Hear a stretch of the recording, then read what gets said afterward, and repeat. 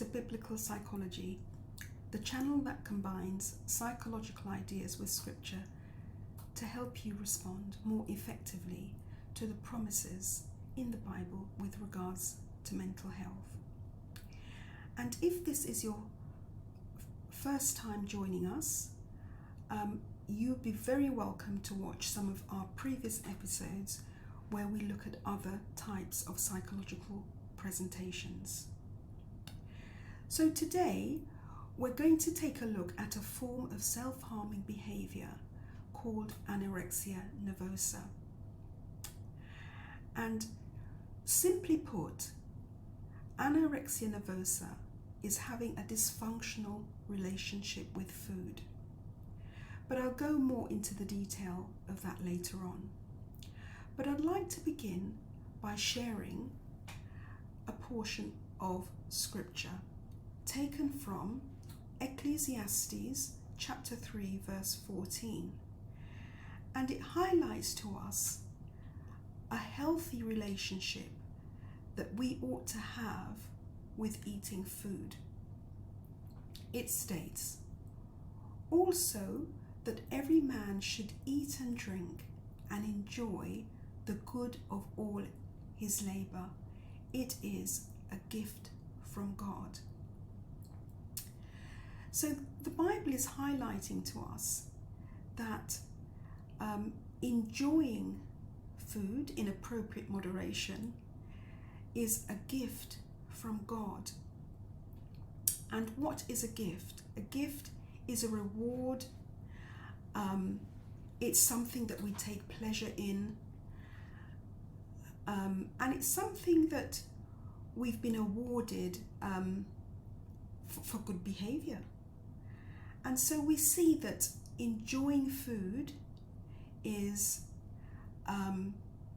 something for us to engage with. And quite interestingly, our lives almost revolves totally around food. We use food to socialize. We use food to have celebrations such as a wedding or a birthday. And so just generally, eating food is just quite a core part of everybody's life. And not to eat food removes one from the core aspects of living, and an individual can become quite isolated if they don't enjoy food. Now, in the case of anorexia nervosa, it's quite the opposite to enjoyment. Typically, with sufferers, they seek to avoid food, and their preoccupation is on losing weight to the point that they starve themselves. And why would someone get to a place where they should want to starve themselves? And if we look at the psychological research, there's lots of reasons found why a person would get to a place where they would develop anorexia nervosa.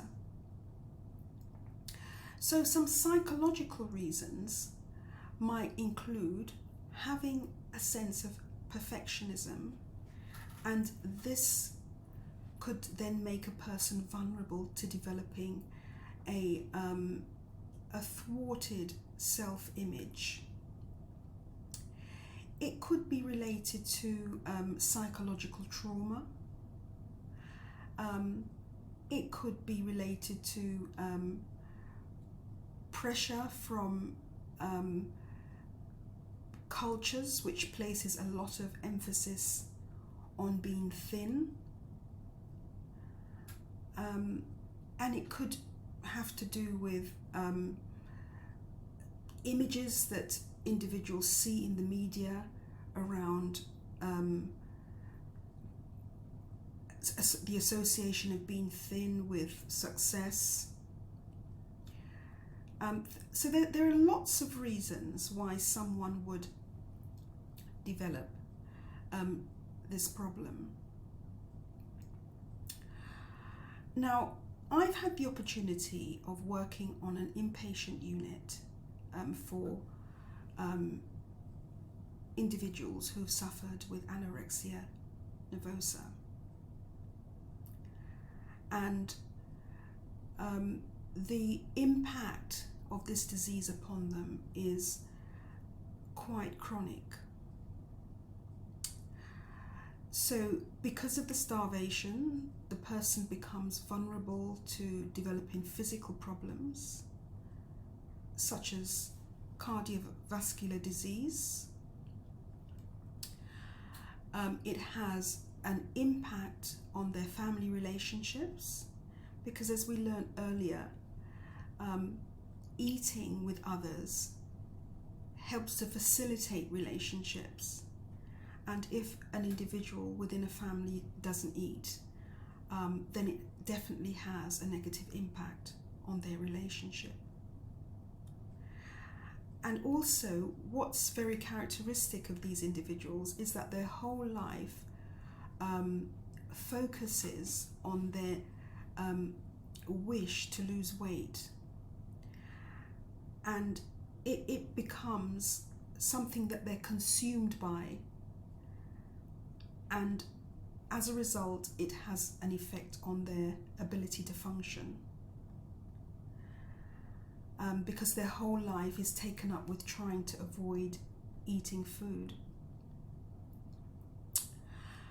But I think the good news is that as someone who adopts a biblical worldview, and if you're affected by this disease, then you can see from Scripture the standard or the gift that God has granted us with regards to enjoying food.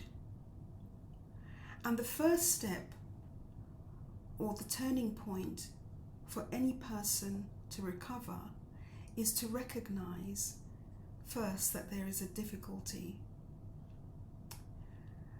And if you've been able to grasp what the Scripture says about the kind of relationship that one should have with food, it might then lead you to seek help to recover from this difficulty. So this difficulty can either be treated using psychological methodology, and you might want to seek a referral in the first instance from your general practitioner, or if you belong to a church that believes in the power of prayer, then that will be an option that you can pursue as well. So that's just a very short summary on a very complex presentation. But I do hope that you may have received something that's helpful, that can set you on your path to recovery. So next time we're going to have a look at psychological trauma. And don't forget to subscribe, because that way you'll be notified of all of the other episodes coming up. Bye-bye.